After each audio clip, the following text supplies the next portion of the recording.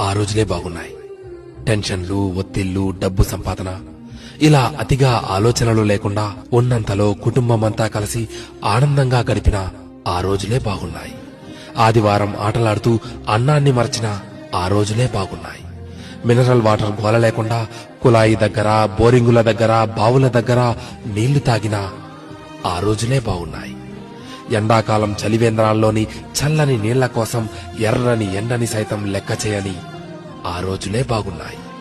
వందల కొద్దీ ఛానళ్లు లేకున్నా ఉన్న ఒక్క దూరదర్శన్లో శుక్రవారం చిత్రలహరి, ఆదివారం సినిమా కోసం వారమంతా ఎదురు చూసిన ఆ రోజులే బాగున్నాయి.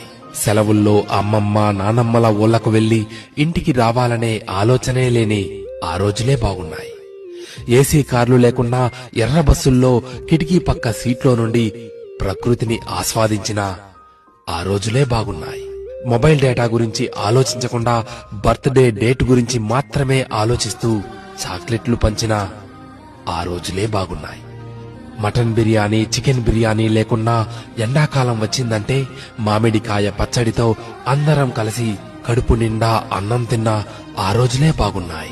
ఇప్పుడు జేబు నిండా కార్డులున్నా, పర్సు నిండా డబ్బులున్నా అమ్మ కొట్టుకు పంపితే మిగిలిన చిల్లరను కాజేసిన ఆ రోజులే బాగున్నాయి. ఇప్పుడు చేతిలోని